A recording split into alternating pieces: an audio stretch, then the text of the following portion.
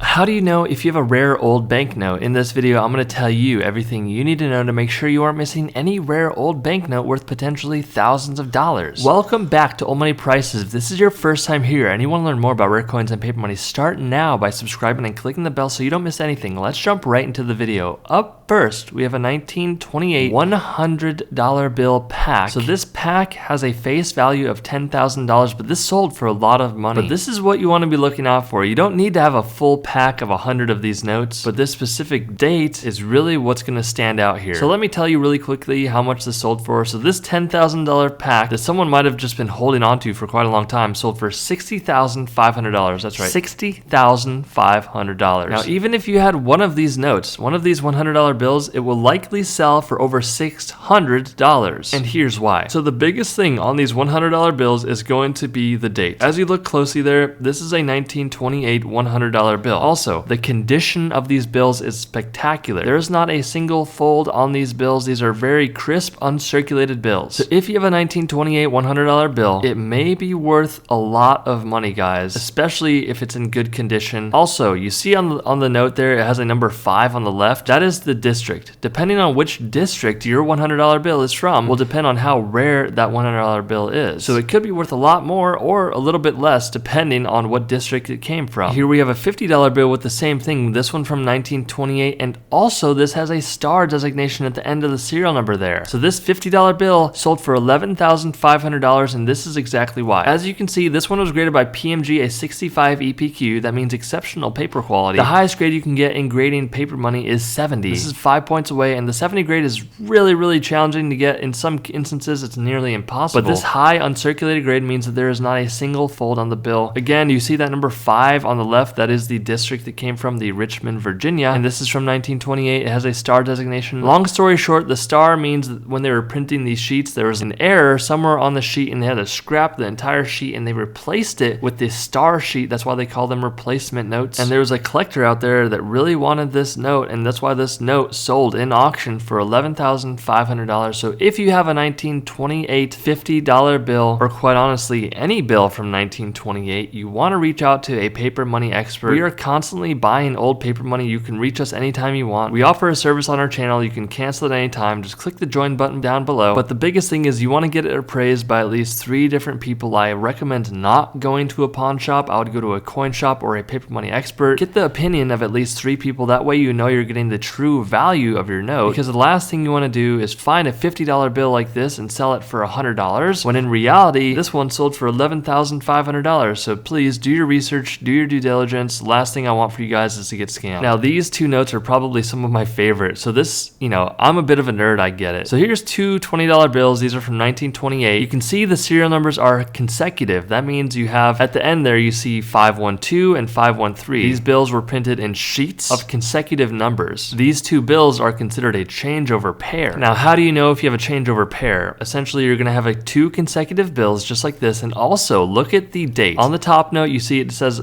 1928, and on the bottom note it says 1928A. So once they hit a certain number, they transitioned over to a 1928A, and they also have a 1928B variety, so you have another potential to have a changeover there. This is an incredibly rare instance where you find these 2 notes together. Someone noticed this is a changeover. Typically, this doesn't happen in the middle of a serial number run just like these. But long story short, this is a cool phenomenon that someone came across, and also these graded at a PMG 66 and 67. The likelihood and chances of these being found and sold together is such an amazing feat, and that's why these 2 $20 bills with a face value of $40 sold for $21,850. So if you ever come across any $20 bills that look like this and you have sequential numbers and a changeover note like these, make sure that you do not get ripped off. One of my favorite $10 bills, so this is a 1928C Federal Reserve note, and it is also a star note. So the 1928C $10 bills are incredibly challenging to find. They're so rare. This one was not authenticated and graded. This is completely raw. That means it's not graded. This one is a choice, crisp, uncirculated note. That means there's no folds whatsoever. You can see the centering there is a bit off, especially on the back, top to bottom, is just really bad. But guys, you're not going to believe me. This note, this $10 bill, sold for $54,625, and the biggest reason being is 1,